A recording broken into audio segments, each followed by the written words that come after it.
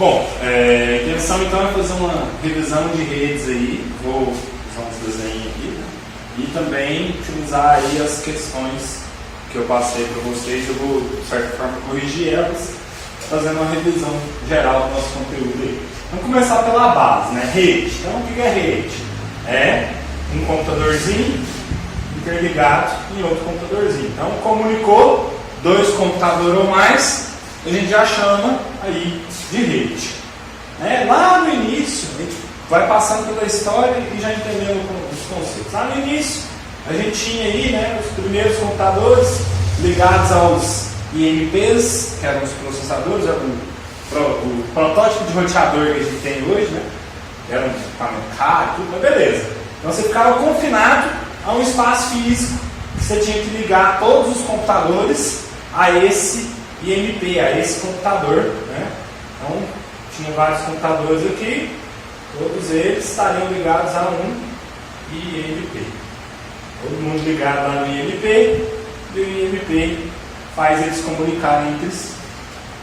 Aí a gente começou a ter, né? Aqui a ideia é Estados Unidos, continente americano, que na beirada de cá, aqui, lá no Massachusetts e tal, a gente tinha as primeiras redes aqui nas universidades. Universidade A aqui, Universidade B, Universidade C e tal. E tinha a questão do militar que entrou no meio, não vou entrar em história aqui para não alongar demais. E cada um tinha a sua redezinha, né? Fiz uma aqui, mas cada um tinha uma rede aqui. E a gente tinha também umas universidades de cá, outra aqui. O continente inteiro aí, né? Tem um país todo. Aí começou, né? Inicialmente você ter os computadores ligados entre si já era boa coisa, já era uma rede, já fazia comunicação ali, já enviava arquivos entre eles, já tinha uma espécie de serviço de e-mail e tal. Depois surge a intenção de transformar isso, né, interligar esses pontos.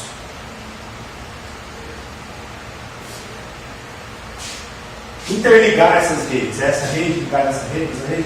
Cada um tinha um IMP, né? A intenção era inicialmente interligar esses IMPs. Depois a gente foi evoluindo os protocolos, coisa que a gente vai ver daqui mais a pouco, mas de forma bem genérica, a gente interligou essas redes aí, interligando os Estados Unidos. Primeira ideia de internet que a gente tem, que são várias redes interligadas. E isso daqui deu início a uma série de necessidades, né, para que essa comunicação aconteça da melhor forma possível.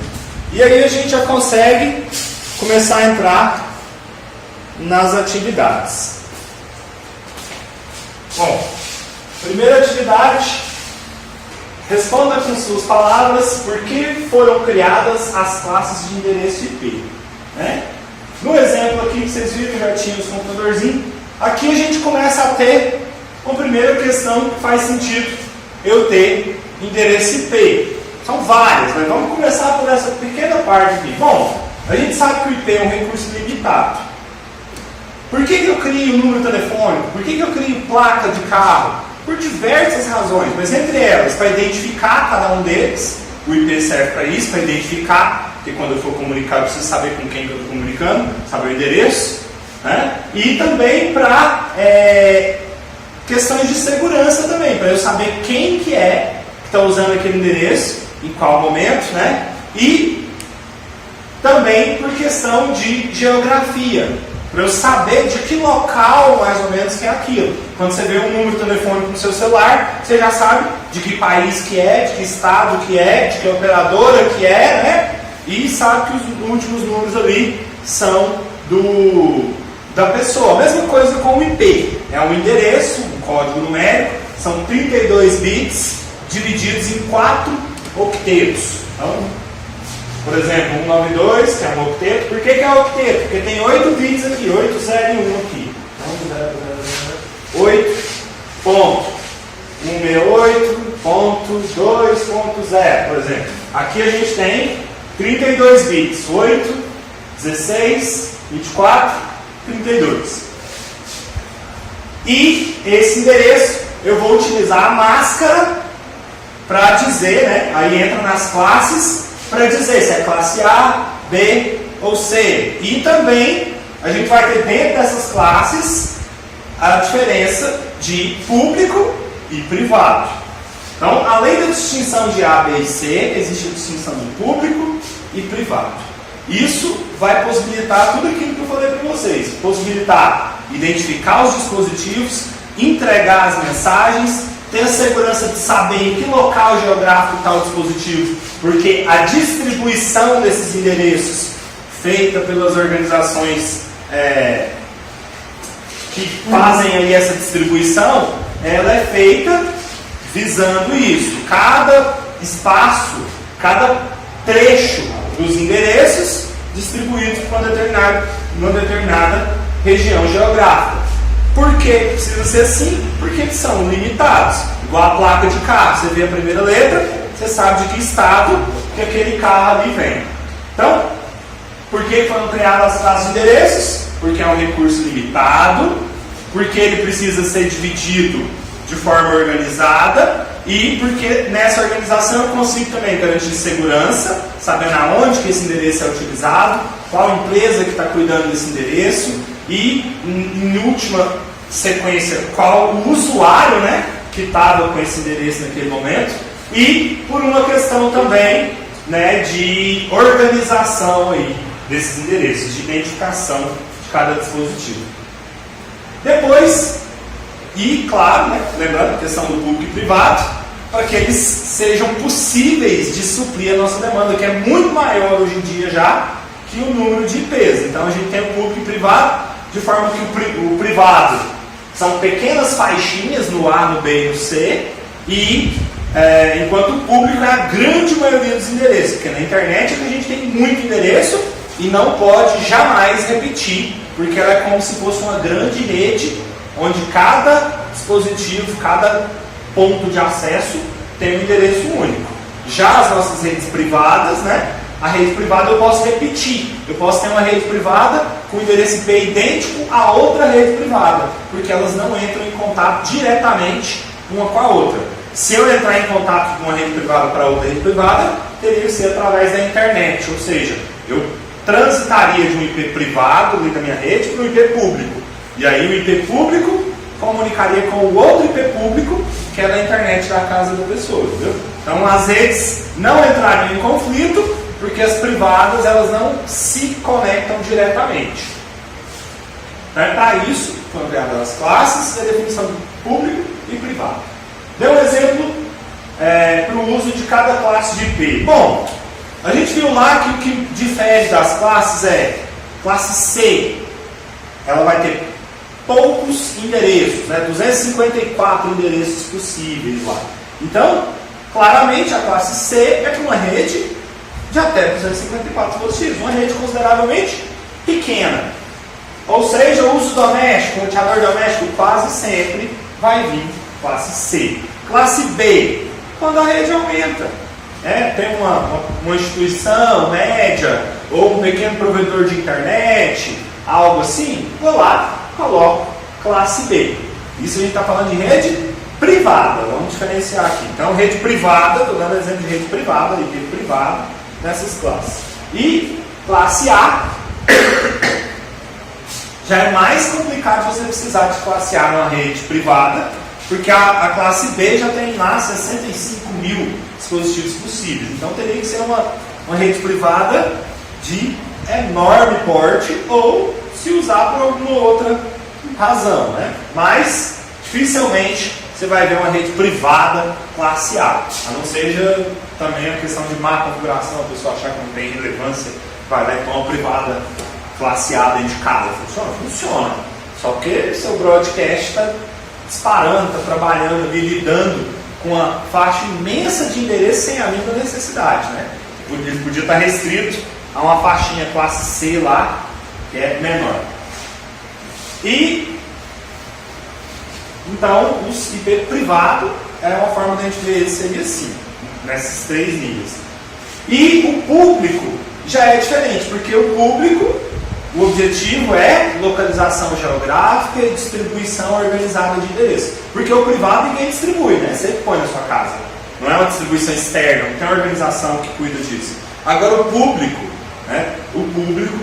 independente se é A, B ou C, não é isso que vai definir a divisão dos endereços públicos, e sim as organizações que cuidam dessa divisão. Então é ela que vai definir, ó, tal país vai ficar do 10 ao 30, tal país vai ficar do 40 ao 60, tal, e por aí vai, né? Elas vão distribuir essas classes. A gente já viu aqui no Rio, geralmente aparecem os IP classe C, né, na nossa rede lá, 201, 192, 199, coisas assim, né? Obviamente não vai estar privado, no IP privado. Então, geralmente é esses. Agora a gente viu que o site nos Estados Unidos já usa o classe A, 85 alguma coisa. Geralmente os IP americanos vai ter lá a classe A. Então, vai depender, essa localização geográfica é possível pelo endereço. E, né, no público não vai ser classe, mas vai definir a faixa em cada lugar, geograficamente falando. E depois, dei um exemplo de uso de endereço IP prático, né, dos endereços IP privados. Foi bem o que eu já falei aí quando eu falei sobre as classes. Já comentei que é como a gente usa o IP privado também. E por fim eu pergunto lá, responda com suas palavras como conectar uma rede à internet. E aí é só você imaginar, cheguei na cidade nova, né, cheguei na minha casa nova lá, não tem internet ainda. O que eu faço? Eu preciso entrar em contato com um provedor. E o que o meu provedor vai fazer? Ele vai levar até minha casa o cabo, né? Seja via cabo, se for via rádio, o sinal de rádio vai chegar até a antena que ele vai pôr na minha casa. Enfim, aí ele vai pôr lá na minha casa uma espécie de modem para que eu possa, através daquele modem, através daquele provedor de internet, me conectar à internet. Então, aqui agora a intenção, né, é trabalhar os tipos de protocolo das camadas do modelo TCP/IP e falar um pouquinho aí de quais você usa no dia a dia, como é que você usa eles. E isso vai dar sequência para a gente entender um pouquinho da comunicação. A gente viu lá, né, que começou expandindo de universidade para universidade e tal, mas isso começou a ficar ainda maior e a gente tem mais empresas trabalhando nisso, etc. E foi definido modelos, foram definidos aí protocolos, padrões, formas de se definir o hardware, de se possibilitar a comunicação aí. E isso foi feito através do modelo. Inicialmente a gente tinha o modelo OSI, que nunca chegou a ser implementado, e foi implementado aí o modelo TCP/IP, que é utilizado até hoje. Bom, nesse modelo dividia-se a comunicação nessas 4 camadas, e dentro de cada camada uma série de protocolos aqui são utilizados dentro de cada camada, e isso vai possibilitar aí a comunicação, a depender da aplicação, do tipo de rede física e etc. Vamos entender isso melhor olhando aqui. Então, a primeira camada da aplicação, a próxima do usuário, a que você usa, né? Como que eu uso essa camada da aplicação e como que eu uso alguns desses protocolos aí? Um dos mais simplesinhos para simplificar aqui para o vídeo, o HTTP. Onde é que você usa esse protocolo toda hora no seu dia a dia? Quando você está acessando páginas da internet. Tem sempre lá HTTP ou HTTPS, né, que a gente usa normalmente agora, e o endereço. Então, aquela aplicação ali está convertendo a sua comunicação, está colocando a sua comunicação em um tipo de protocolo HTTP. E ela vai enviar para a próxima camada, a camada transporte lá. Lá na camada transporte, a gente tem aí TCP e o UDP, principalmente. O TCP, ele tem uma preocupação maior com a integridade, com chegar ou não a algum dos pacotes e etc. Então, ele é mais adequado, por exemplo, para quando eu preciso ter garantia de integridade daquele pacote, garantia de segurança daquele pacote. No entanto, eu vou conseguir isso em detrimento de velocidade e de fluxo. Porque, né, eu vou ter que ficar verificando pacote por pacote, tendo mecanismos de verificação indo e voltando e etc. Então eu vou atrasar o processo aí de comunicação. E tem o UDP, que é um protocolo que tem uma intenção mais de adiantar esse processo sem se preocupar muito com a segurança ou com a entrega mesmo dos pacotes. No dia a dia a gente usa o TCP quase o tempo todo, porque a gente não quer receber uma foto picada, faltando pedaço, a gente não vai receber um arquivo de texto faltando pedaço, todo mal configurado, porque faltou pedaço do arquivo, ou corrompido, né, que nem abre, etc. Mas a gente usa o DP também, sempre que a gente vai fazer algum tipo de streaming, quando a gente vai fazer uma live, quando a gente vai conversar no WhatsApp via vídeo, quando a gente vai conversar ali no Skype e etc. Né? E depois ele manda aí para a próxima camada. Eu não expliquei o que cada camada faz, porque ficaria muito longo, isso tem lá direitinho já no nosso material. Né? Aí ele manda para a camada internet. Aqui na camada internet a gente tem como principal protocolo aí, o protocolo IP, que é justamente a questão que a gente estava falando agora, né? Do endereçamento, do endereço, e também existe aqui uma preocupação com rota e etc. Depois a gente pula aqui para a camada de rede, e essa também a gente utiliza, ou a gente está utilizando lá uma Ethernet, que é de uma rede cabeada, ou a gente está utilizando lá uma Wi-Fi I3E 802.1, 802.1G, enfim, algum desses protocolos aí, vai depender do tipo de conexão que a gente está utilizando, ou uma ATM, que é aquele tipo de rede que eu falei para vocês, que geralmente é utilizado em banco, né? E aí ela vai utilizar outro tipo de protocolo em vez do IP aqui, vai ter outro tipo de procedimento, mas enfim.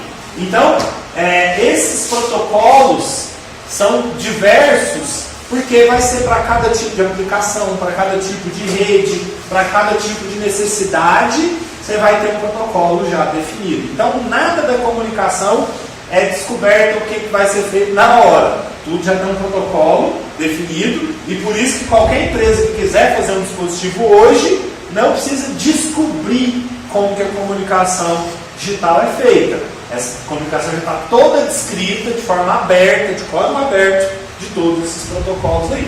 Ó, aqui a gente tem basicamente os backbones do Brasil. Temos aqui uma estrutura do Brasil, o RPM, que é o backbone da educação do Brasil, foi o primeiro que chegou aí. Beleza, mas como que eu vim parar aqui? Se a gente for relembrar lá o primeiro exemplo que eu tinha feito aqui, o mapinha dos Estados Unidos, naquele momento a gente estava dentro dos Estados Unidos ali. Mas chegou um momento em que desceu um backbone, desceu uma avenidona dessa, lá dos Estados Unidos para baixo, ligou, começou a ligar nas primeiras universidades que a gente tinha no Brasil também. Começou a ligar, sei lá, né? Primeiro Rio de Janeiro, São Paulo, enfim. E trouxe essa rodovia, a gente chama de backbone, né? Essa espinha dorsal lá de cima, cortou todo o nosso continente de cima e embaixo. Claro, né? Você está vendo que ela não é retinha, ela vem passando nos pontos aí. Mas então isso é basicamente uma estrutura, uma base, né, mais robusta, estrutura parruda, para aguentar o tráfego do país inteiro, nesse caso aqui, né? Escoar todo o tráfego do país aqui nesses grandes dutos aqui. E isso começou a ser necessário por quê? Imagine lá, né? Inicialmente você liga uma escola na outra, tal, beleza, isso você faz na mesma instituição. E quando isso virou comercial, que eu queria ter na minha casa, que é, né, aquela história, pergunta anterior lá, hoje eu só chego no provedor e pá. Mas como foi criada essa estrutura? Imagine o seguinte, é basicamente o seguinte, ó, vem a infraestrutura principal, que é esse backbone, passou rompendo tudo, e aí daí em diante a gente fala, ó, a gente já trouxe, já passou aqui uma via principal praticamente do país todo, agora a iniciativa privada pode trabalhar nessas áreas. Então, aqui na área de Goiânia, aqui, nessa região aqui, trabalhar usando essa pontinha aqui, né, em Goiânia, desse backbone da RPN, por exemplo. No caso aqui, o vermelhinho, que é o privado, ó, da internet comercial, está aqui. Então, na verdade, aqui eu vou usar esse RPN, é uma rede pública aí, usada nas universidades e tal. Então, privada, né, a Oizinha, aqui em Brasília. Vamos supor que eu quero trabalhar essa região aqui, Brasília, até mesmo Goiânia, tudo aqui. Essa região que eu quero trabalhar é. O que a Oi vai fazer? Ela vai ligar o seu principal aqui, né, o Brasil, e ela agora, a partir daqui, distribuir por antena, aí chega dentro da cidade, ela distribui nos cabos de telefone, passando pelos postes da cidade toda e tal. E aí, se você estiver dentro dessa área de cobertura aqui, onde vai ter várias ramificações, onde vai estar passando em todos os postes, nas cidades todas aí, você vai nessa pontinha aqui da ramificação, lá no poste, o poste leva um fio na sua casa, e você passa a fazer parte dessa rede mundial aqui. Né? Que lá na outra ponta, aqui no Porto Velho, aqui, vai ter uma outra empresa fazendo a mesma coisa e ligando aqui. No caso, né, vamos aqui o privado, né? Vai estar aqui, está fazendo aqui em volta. Até essa mesmo, ela pode ter umas antenas aqui, uma aqui, para tentar enviar para o mais próximo dela, que é aqui, ó, ela manda aqui para Brasília, sei lá, né? O que começa a acontecer aqui? Começa a virar uma baderna de mistura, né, de teias de rede aí, e vai chegar um ponto em que eu tenho que começar a saber, mas beleza, que caminho que esses pacotes vão tomar? Porque a gente viu que a internet, cada pacote pode ir para um mundo. E aqui entra a parte de roteamento, que é onde a gente finaliza. Eu preciso definir maneiras de rotear, de definir rotas e de guiar esses pacotes em toda essa rede aqui. E aqui já ficou fácil de entender aquela estrutura também de como que eu acesso a internet. Né? Então eu pago o provedor para quê? O provedor criar a infraestrutura física e ligar-se ao backbone, que ele paga o backbone para isso, para ele poder usar o backbone, e o backbone, por sua vez, né, cuida de toda essa estrutura macro, essa espinha dorsal que a gente tem aí. Então o provedor cuida da infraestrutura menor aqui, localizada, e o backbone da estrutura maior. E aí a gente tem acesso a uma rede que interliga o mundo inteiro nesse mesmo modelo. E aí, né, roteamento. Como que eu vou trabalhar isso? A gente viu os protocolos e etc, etc. Mas vamos direto aqui para o nosso exercício. Nosso exercício ali. A gente tem lá NOA, né, imaginando aqui naquela estrutura que a gente viu do mapa e tal, aqui vamos supor que seja um estado, aqui outro estado, aqui outro estado, aqui outro estado, aqui outro estado. Outro ponto daquele de servidor lá. E aí, nós precisam saber quais as melhores rotas para eles andarem entre si aqui. Toda vez que um pacote chegar em um deles e tiver que ir para outro deles, como que eu vou guiar esse pacote? E aí a gente tem um exemplo básico aqui, utilizando o RIP da tabela. Ó, vou fazer aqui a tabela A. Tabela A. Então, de A para A, o custo é nada, né? Eu já estou no A. De A para B, A para B, 5. E eu vou passar por onde? Não, já estou ligado direto ao B, só ir. De A para C, 3, mesma coisa, só ir. Então, ó, o D, beleza. O D, deu ir para o A do D, mesma coisa, eu já tenho dois caminhos possíveis. Eu posso passar pelo B ou pelo C. P, B, né? Vamos olhar primeiro pelo B, ficaria 5 com 2, 7. E se eu fosse pelo C, 3 com 3, 6. Então, opa, pelo C é melhor, 6 é melhor. Aí eu já vou avisar aqui, ó, o percurso inteiro do A ao D é 6, então eu vou pôr aqui 6. Aqui eu ponho o percurso todo, o valor. Agora, a letra, que letra que eu vou colocar aqui? C, porque é a próxima letra que eu vou. Na hora que eu chegar em C, aí eu já vou consultar a tabela de C. Aí eu vou olhar lá na tabela de C, como eu quero ir para o D, né? Eu vou olhar na tabela do C, aonde que está o D? D, quanto que é que custa, por onde que eu passo? Ela vai me falar, entendeu? Então, porque pode ter mais 2, 3, 4, 5 nós adiante ali. Então eu vou pôr todas as letras pelas quais eu vou passar. Até porque esse caminho pode mudar no percurso aí, né? Que uma rede pode congestionar, eu posso ter algum problema, uma lentidão em um determinado local, e isso mudar a rota. Igual aqui, a gente viu que é muito pequena a diferença. Então qualquer coisinha, eles vão preferir passar por lá. Então tem que estar preparado para isso. Vamos lá, Agora para o E, mesma coisa, eu tenho caminho lá pelo B, caminho pelo C e, né, para eu chegar lá no E. Eu já sei que para ir para o D é melhor, vale 6, né, já está ali em cima. E o caminho melhor é pelo C. Então isso aqui já me ajuda. Eu falo, opa, para ir para o D, eu tenho que passar pelo D de um jeito ou de outro, então já olho ali 6 com 4, 10. Então aqui o caminho total é 10. O melhor caminho, né? Que é passando lá pelo B. Desculpa, passando aqui pelo C. E eu sei que esse caminho, então, vale 10. E a próxima letra que eu vou é a letra C. Então, aqui novamente, C. Agora, então, vamos lá para a tabela do B. Aí, ó, B com A.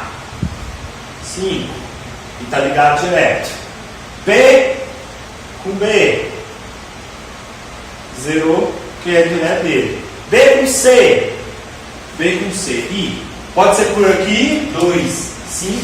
Ou pode ser lá por cima, 5, 3, 8. Então é por aqui, né? Então 3, 4, 5. Então 5. E eu vou passar. O próximo ponto é o D. Agora, o D. Está ligado direto, 2. Beleza? E o A, B, C, D, E, agora não faltou nenhum, agora o E, ok. O E só tem, aliás, tem duas maneiras de eu passar, né? Se eu quiser dar uma volta muito louca, eu passo lá por cima, mas é fácil de ver, é melhor vir por aqui, né? Então daria 2 com 4, 6. Então 6, e eu passo pelo D também, né? Porque é o próximo que eu vou passar. E assim a gente vai fazer a do C, a do D e a do E também. Cada roteador vai ter sua tabela e tendo essa tabela vai ficar facinho quando o pacote chegar e falar, onde você quer ir? Tal, ele já, opa, por aqui. E é isso.